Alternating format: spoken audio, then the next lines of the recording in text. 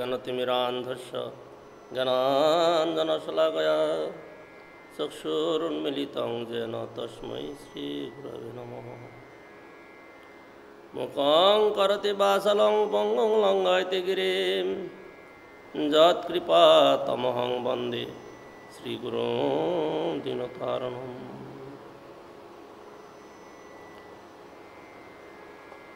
यदद्वैतं ब्रह्मोपनिषदि तदपश्यतनुभा जात्मन्तर्जामी पुरुषेति स्वस्यं सुयोगः शरैश्वर्यै पूर्णजय भगवान् स्वयमयं न चैतन्यात् कृष्णात् जगति परतत्त्वं परमः।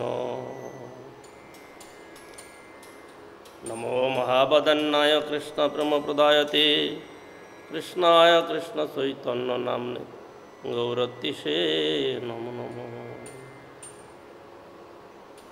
तप्त कांचन गौरांगी राधे वृंदावनेश्वरी वृषभानुसुते देवी तं नमामि हरिप्रिये। हा कृष्ण करुणा सिंधु दीनबंधु जगत्पते गोपीश गोपिका कांत राधाकांत नमस्तुते। वृंदाय तुलसीदेव प्रियाय केशवस्य कृष्ण भक्ति प्रदे देवी सत्यवत्यै नमो नमो। वंशाकल्पतरुभ्यश्च कृपा सिन्धुभ्येव च पतितानां पावनेभ्यो वैष्णवेभ्यो नमो नमो।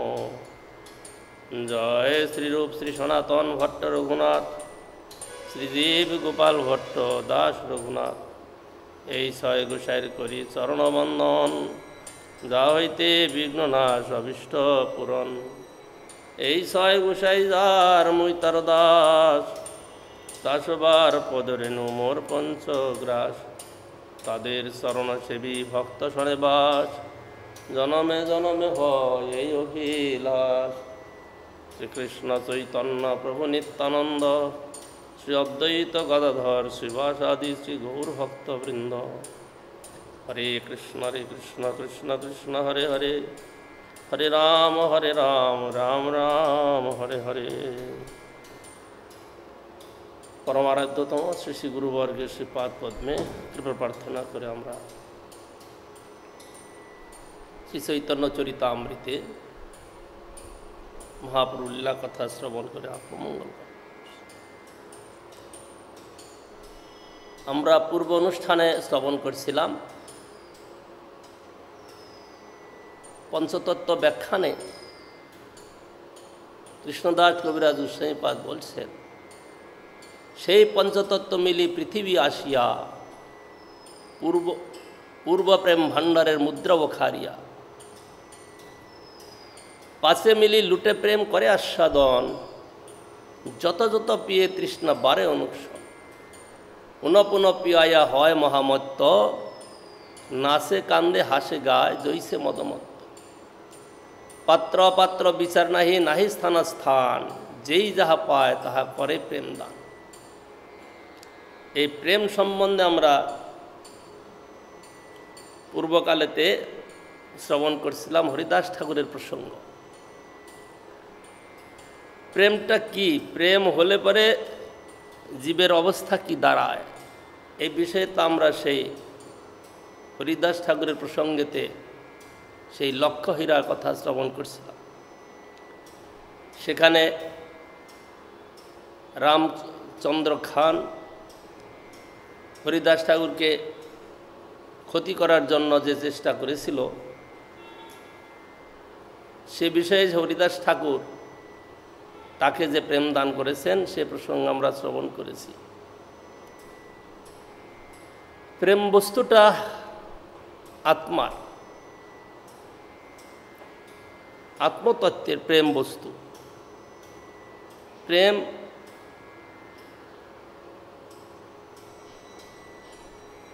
শুদ্ধ জীবাত্মার সঙ্গে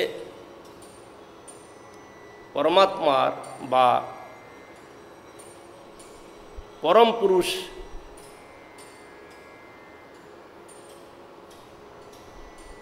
কৃষ্ণ তার সঙ্গে যে প্রীতির আদান প্রদান সেই প্রীতির আদান প্রদানটাই হলো প্রেম। জড়জগতেও আমরা দেখি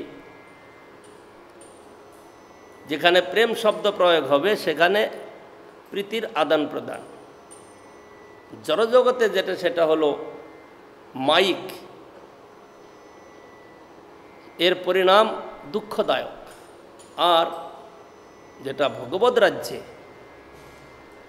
আত্মার সঙ্গে পরমাত্মার যে প্রসঙ্গ, সেখানে নিত্য নূতন কেবল আনন্দ প্রদান করবে। সেখানে কিন্তু জড়ীয় কোনো সম্বন্ধ নেই। আমরা পঞ্চভৌতিক দেহ এবং সূক্ষ্ম মাইক মন আদি নিয়ে কিছু কথা বলবো, তা চলবে না। শুদ্ধ আত্মা যখন শুদ্ধত্বে প্রতিষ্ঠিত হবে, সেই সময়েতে ভগবানের প্রতি বা কৃষ্ণের প্রতি তার যে প্রীতির ভাব, সেইটা হলো প্রকৃত প্রেমের কথা। এখন এই প্রেমটা মহাপ্রভু যখন আসলেন জগতে, এসে জগৎজীবকে সেই প্রেম প্রদান করলেন। এটা মানে একটা অসম্ভব একটা কথা যেটা জগতে প্রচার হলো। অসম্ভব কথাটি কি? জীব অনাদিকাল থেকে সংসারে বদ্ধ, কেবল সংসারের সুখ দুঃখ ভোগ করছে, কখনো স্বর্গে, কখনো নরকে, কখনো বা দৈত্য দানবাদী হয়েছে ভ্রমণ করছে। কিন্তু যখন মহাপ্রভু এসে জগতে প্রেম প্রচার করলেন, তখন সে প্রেম মহাপ্রভুর কৃপাতে অনেকেই পেয়ে গেল মানে কি, আর তাকে আর এই সংসার চক্রে ভ্রমণ করে সংসারের সুখ দুঃখ ভোগ করার আর অবকাশ রইল না। সে নিত্যকাল ভগবত প্রেমে ডুবে থাকবে। সেই প্রেম প্রদান করতে গিয়ে কেমন করলেন? উছলিল প্রেম মন্না চৌদিকে বেড়ায়, স্ত্রী বৃদ্ধ বালক যুবা সবারে ডুবায়, সজ্জন দুর্জন পঙ্গু জড় অন্ধগণ, প্রেম বন্যায় ডুবাইল জগতের জন। একটা আমরা গান শুনতাম না, অন্ধ আতুর কানা খোরা, আগানায় চড়লো তারা, পিছন থেকে নিতাই নে হরি বলে হাল ঘুরায়, তোরা কে যাবি রে আয়। মানে অন্ধ আতুর কানা খোরা সব চললো, কেউ আর রইল না। কিন্তু এর মধ্যে অন্ধ আতুর কানা খোরা যারা জগতে একেবারে হীন প্রকৃতির, তারা যেতে পারলো, কিন্তু যারা একটু বিচার বুদ্ধি রাখে তারা এই প্রেম পেতে পারল না। তারা কিন্তু এর থেকে বঞ্চিত হয়ে রইল। জগৎ ডুবিল জীবের হইল বীজনাশ, তাহা দেখি 5 জনের পরম উল্লাস, যত যত প্রেম বৃষ্টি করে পঞ্চজনে, তত তত বারে জল ব্যাপে ত্রিভুবনে। মায়াবাদী কর্মনিষ্ঠ কুতার্কিক গণ, নিন্দক পাষণ্ডী যত পড়ুয়া দম, সেই সব মহাদক্ষ ধাইয়া পলাইল, সে বন্যা তা সবারে ছুঁইতে নারিল। এত সুন্দরভাবে সকলকে দিচ্ছেন প্রেম বন্যা, কিন্তু সেই প্রেম বন্যার থেকে এরা বাদ পড়ে গেল। মায়াবাদী কারা?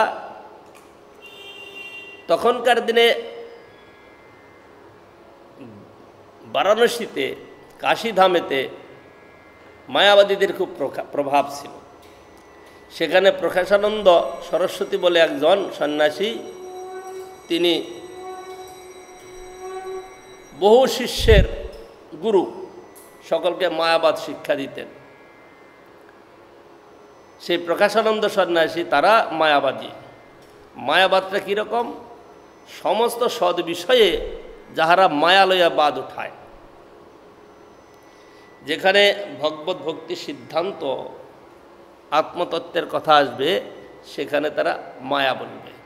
জগৎ ডুবিল জীবের হইল বীজনাশ, তাহা থেকে 5 জনের পরম উল্লাস। যত যত প্রেম বৃষ্টি করে পঞ্চজনে, তত তত বারে জল ব্যাপে ত্রিভুবনে।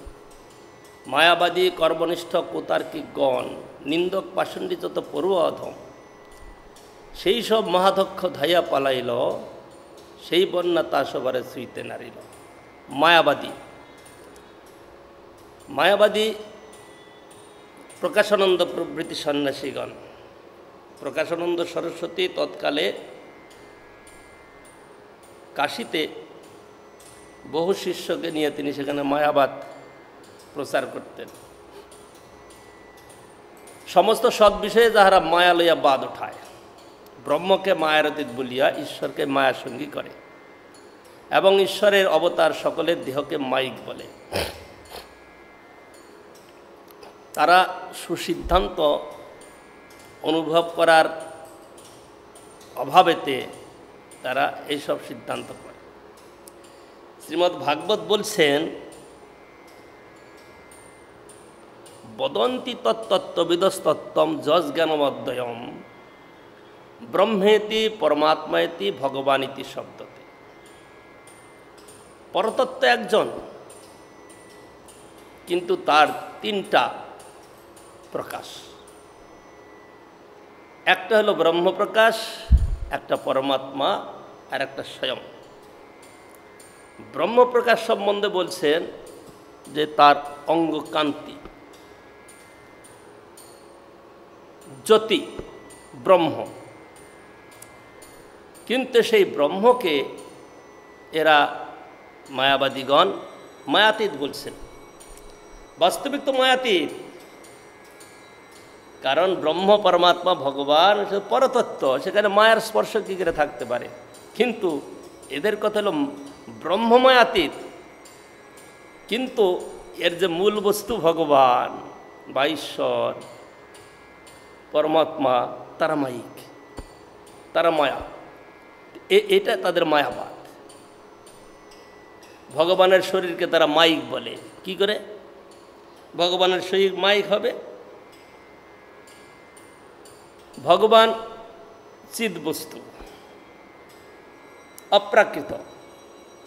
আমাদের শরীরে আত্মা আছে, অতি সূক্ষ্ম,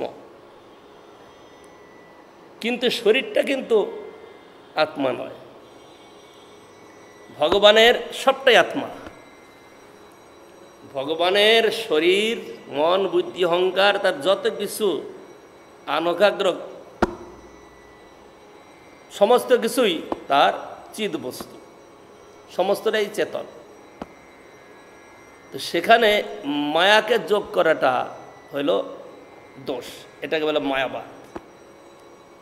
সেই জন্য বলছিলাম মায়াবাদী এরা এই মহাপ্রভুর প্রেম প্রচারের কথাটা এরা গ্রহণ করতে পারল না। আর কর্মনিষ্ঠ, কর্মনিষ্ঠ কাদেরকে বলা হচ্ছে?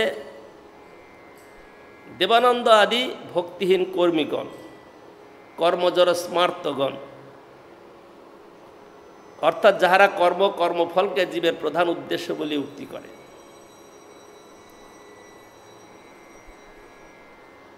কর্ম এবং কর্মফল যে বস্তুটা, আত্মসত্তায় তার কোনো অস্তিত্ব নাই। কারণ আত্মা তো শুদ্ধ চিন্ময়, সেখানে এই কর্ম বা কর্মফলের কথা আসতে পারে কি করে? জীব যখন ভগবত বিমুখ হয়, মায়ার সঙ্গে যুক্ত হয়ে যখন সে মায়াকে ভোগ করতে চায়, মায়াদেবী তখন তাকে দুটা বস্তু দেন, একটা সূক্ষ্ম, একটা স্থূল। সূক্ষ্ম হলো মন, বুদ্ধি, অহংকার, আর স্থূল হলো পঞ্চভূত, ক্ষিতি, অপ, তেজ, মরুদ্যম। এই দুটো জিনিস দিয়ে জগতে তাকে কর্মফল ভোগ করায়। এই দুইটা জিনিস যখন দেয়, সেই কর্মফল ভোগ করার জন্য জীব কখনো ক্ষুদ্র শরীর, কখনো বৃহৎ শরীর লাভ করে কর্মফল ভোগ করে। যখন জীব কোনো ভাগ্যে মনুষ্য শরীর লাভ করে, মনুষ্য শরীর লাভ করে তখন সে কিছু বিচার করতে পারে, ভালো মন্দ। অন্য দেহেতে এই বিচারটা হয় না।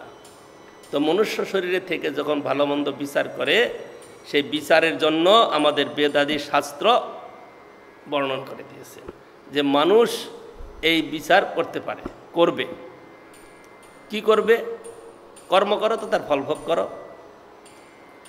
তুমি এখন না হোক পরে করো, যে কোনো দিন তোমাকে কর্মফল ভোগ করতে হবে।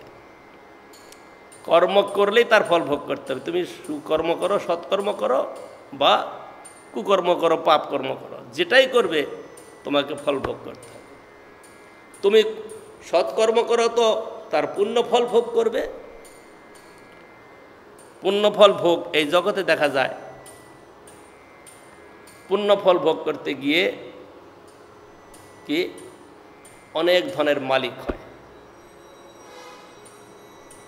অনেক ধনের মালিক হয়ে তারা পুণ্য ভোগ করে। কিন্তু সেই পুণ্য ভোগ করতে গিয়ে আবার যদি পাপ করে তাহলে আবার তাকে তার কর্মফলের জন্য আবার তাকে নিঃসজনিতে যেতে হবে। সুতরাং যারা বুঝে তারা কর্মের মধ্যে থেকেও তারা নিজেকে উন্নতি করার চেষ্টা করে। কিন্তু এই কর্ম যারা স্মার্ট তখন কেবল কর্মফলেরই উদ্দেশ্য করে, তো কর্মফল করো, কর্মফল ভোগ করো। কিন্তু এই মহাপ্রভুর যখন এই শিক্ষা আসলো প্রেমের কথা, সেখানে কর্ম আর কর্মফলকে বাদ দিয়ে দিলেন। কর্মফলকে বাদ দিয়ে কি করলেন, সেখানে ভগবানের নাম সংকীর্তন বা প্রেমের কথা প্রচার করলেন। সেই প্রেমের কথা প্রচারের মধ্যে কোনো কর্মফল ভোগ নাই। কর্ম করলে তার ফল ভোগ হয়, কিন্তু যখন প্রেমের স্পর্শ হবে, যখন ভগবত স্পর্শ হবে, সেখানে তো কর্ম থাকে না, সেখানে ভগবত ভক্তি হয়ে যায়। ভগবত ভক্তি হয়ে যাওয়ার জন্য সে কি করছে, সে ভগবত প্রেম লাভ করছে। কিন্তু কর্মনিষ্ঠগণ তারা কেবল কর্মজড়বাদ প্রচার করে কর্মফল ভোগ করবে। আজকে কর্ম করলো, কুকর্ম করেছে, তার জন্য প্রায়শ্চিত্ত করতে হবে। যে প্রায়শ্চিত্ত করলো ঠিক আছে, কিন্তু প্রায়শ্চিত্ত করলে আত্মা তো মুক্ত হয়ে গেল না। আত্মা যখন মুক্ত হলো না, তাহলে আবার তাকে কর্মফল ভোগ করতে হবে, কর্ম করতে হবে। এই সিদ্ধান্ত কর্মনিষ্ঠদের। সুতরাং তাদের যে সিদ্ধান্ত এটা একেবারে জীবের পক্ষে অনাদৃত, অনুচিত। তারপরে কুতার্কিকগণ কারা? সার্বভৌমাদি নিরীশ্বর তার্কিকগণ। সার্বভৌম পণ্ডিত, স্বরদর্শন বেত্তা, তৎকালে তার মতো পণ্ডিত ছিল না, এই জন্য তার টাইটেল হয়েছে সার্বভৌম। তার নাম কিন্তু সার্বভৌম নয়, তার নাম হলো বাসুদেব। তো বাসুদেব তিনি সার্বভৌম টাইটেল পেয়েছেন। বাসুদেব ভট্টাচার্য নবদ্বীপবাসী তিনি আবার বলা হয় শাস্ত্রেতে তিনি হলেন বৃহস্পতির অবতার। বৃহস্পতি তিনি সার্বভৌম ভট্টাচার্য এসেছিলেন। তো সেই তার টাইটেল তিনি ভট্টাচার্য, কিন্তু তার নাম হয়ে গেল সার্বভৌম, কারণ তার এই উপাধিটাই তার নামেতে প্রচার হল। তো সার্বভৌম এরা নিরীশ্বর তার্কিক, এরা কেবল শুদ্ধ সত্য বস্তুটাকে গ্রহণ না করে তর্ক করে, কিন্তু মহাপ্রভুর কাছে গিয়ে সেই তর্ক ফেল হয়ে গেল। তো আর নিন্দকগণ যারা মহাপ্রভুকে নিন্দা করেছিলেন, কে? নবদ্বীপের সেই পড়ুয়াগণ, আরও অনেকেই নবদ্বীপবাসী, তারা মহাপ্রভুকে নিন্দা করেছিলেন। তখন মহাপ্রভু কি করেছিলেন, তাদেরকে দণ্ড নিয়ে, লাঠি নিয়ে তাদেরকে তাড়িয়েছিলেন। সে তার জন্য তারা শেষে মহাপ্রভুর নিন্দা করে। কি নিন্দা করে? সেই যে পড়ুয়া, সে ছাত্র ভয়েতে পালিয়ে কোথায় গেল, আরও যেখানে অনেক ছাত্র আছে তাদের সঙ্গে যখন তাদের কাছে যখন গেছে, একদম ভয়ে কম্পমান, যে কি ব্যাপার তোমার কি হলো? বলছে এই আমি গিয়েছিলাম নিমাই পণ্ডিতের কথা শুনে নিমাইয়ের কাছে গিয়ে দেখি সে গোপী বলছে। আমি বললাম যে গোপী বললে কি হবে? কৃষ্ণ নাম করা পুণ্য হবে, তুমি গোপী বলছ? এই শুনে সে তো কৃষ্ণকে কত গালাগালি করলো যে আমার কানে আমি শুনতে পারি না, আর আমাকে লাঠি নিয়ে মারতে আসলো। যে এইরকম তার স্পর্ধা। সে ব্রাহ্মণ হতে পারে, তা আমরা কি ব্রাহ্মণ নই নাকি? আর আমাদের উপর সে হাত তুলবে, আমাদের মারবে। যদি আবার এরকম করে তাহলে আমরাও তাকে মারব। এই যে কথা ভাবলো, এই কথা ভাবার জন্য তাদের যে অপরাধ হলো, পাপ হলো, এই জন্য তারা বঞ্চিত হয়ে গেল। এই বঞ্চিত হয়ে যাওয়ার জন্য এদেরকে উদ্ধার কী করে মহাপ্রভু করবেন? কারণ মহাপ্রভু তো জগতে কল্যাণ করতে এসছেন, উদ্ধার করতে এসছেন। এরা যদি অনুদ্ধারে থেকে যায়, যেটা যদি অপরাধের প্রতি থেকে যায়, তাহলে তো সেটা শোভা পাবে না। সেই জন্য মহাপ্রভু পরবর্তীকালে কি করলেন? পাষণ্ডী ভগবানের সহিত অন্যান্য দেবতার সমতা ব্যাখ্যাকারীগণ, এই কথাটা যদি এখন বলা হয় পাষণ্ডী, কিন্তু তখন কিন্তু মহাপ্রভু কৃষ্ণদাস কবিরাজ গোস্বামীপাদ লিখে গেছেন পাষণ্ডী কারা? পাষণ্ডী অন্যান্য দেবতাকেও ভগবানের সঙ্গে সমান করে দেখে। ভগবান হলেন বিষ্ণু, সেই ভগবান বিষ্ণুর সঙ্গে অন্যান্য দেবতা ব্রহ্মা, মহেশ, কালী, দুর্গা, যত দেবতার পূজা আদি করে সব তো ভগবান। এক জায়গার সময় গিয়েছিলাম আসামে।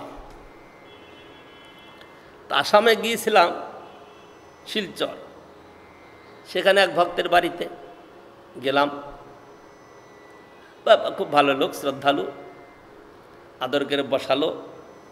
তাদের বাড়িতে যতজন লোক আছে বলে সব আসুন, একটু কথা শোনাই।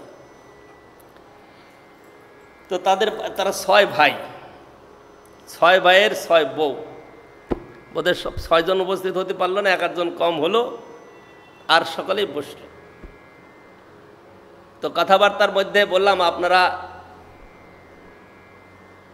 ভগবানের পূজা পাঠ কিছু করেন? বলে করি। কি করেন? বলে অমুক দেবীর পূজা করি, অমুক দেবতার পূজা করি। বলে সবই তো সমান, সবই সমান, আমরা এরকম করি। আমার লাগছে আপনারা সবই সমান যখন আছে, আমি একটা কথা বলি, মন খারাপ করবেন না? বলে হ্যাঁ ঠিক আছে বলুন। তা আপনারা সবই যদি সমান হয়, আপনারা বাড়িতে 6টা বউ, 6 জন ভাই, তো 6 জন ভাইকে আপনাদের বর্ত বলে সকলেই সমান। তা আপনি যাকে তাকে ধরবেন গিয়ে যে আমার চলো আমার সঙ্গে? তা তো হতে পারে না। যার যার ভূমিকা, যার যার ক্রিয়া, যার যার গুণ আলাদা আলাদা রয়েছে, সেই জন্য প্রত্যেকের সঙ্গে প্রত্যেকের আলাদা আলাদা ভাব। আপনি যদি বলেন সব সমান, এটা কী করে সিদ্ধান্ত হয়? তখন তারা বললো এখন তো বুঝে নিলাম এটা সব তো সমান নয়। তো সমস্ত দেবতা, সমস্ত দেবীগণ, তাদের এক একটা কার্যের জন্য ভগবান তাদের সৃষ্টি করেছেন। তো সুতরাং তারা এক একজন নিজ নিজের কার্যের অধিকারী। এখন বলতে সব সমান, এ সব সমান কারা বলেন? এ পাষণ্ডী। এদের শব্দ নাম হলো পাষণ্ডী। এরা পাষণ্ডী মানে সমস্ত দেবতার সঙ্গে ভগবান বিষ্ণুর একত্ব স্থাপন করে। অধম পড়ুয়া, যে সকল পড়ুয়া মানে ছাত্র বিদ্যাকে তর্কের কারণ বলিয়া নির্ণয় করে এবং বিদ্যা যে ঈশ্বর প্রাপ্তির উপায় তাহা জানে না। এই ন্যায় যারা ন্যায় শাস্ত্র পড়ে তারা তার্কিক হয়। ন্যায় শাস্ত্রের অনেক রকমের সিদ্ধান্ত আছে, তো সেই সব সিদ্ধান্ত তারা চর্চা করে, কিন্তু পরমার্থ তত্ত্ব তার মধ্যে কিছু নাই। তো সেই সব যে তার্কিকগণ, সেই সব তার্কিকগণ কোনোদিন তারা ভগবত ভক্তি সম্বন্ধে জানতে পারে না, তর্ক যতই প্রতিষ্ঠা হোক না কেন। শাস্ত্রের সিদ্ধান্ত একটা তর্ক অপ্রতিষ্ঠানাৎ, তর্ক কোনোদিন স্থির লাভ করতে পারে না। কারণ আজকে একজন বিদ্বান পণ্ডিত তিনি যে বস্তুটা স্থাপন করলেন, কালকে আরেকজনের সেটাকে খণ্ডন করবে। ওর সে যিনি জ্ঞানী সেটাকে খণ্ডন করবেন, আবার তারপরে আরেকজনের ওর সিদ্ধান্ত খণ্ডন করবেন, এরকম করে চলছে। সুতরাং এই যে অধম পড়ুয়া বা তার্কিকগণ, যারা এই বিদ্যাকে কেবল তর্কেরই কারণ বলে জানে, স্থান বলে জানে, এর দ্বারা তাদের কোনোদিন কল্যাণ হয় না। তো মহাপ্রভু দেখলেন যে এদের কী করে উদ্ধার করতে হয়।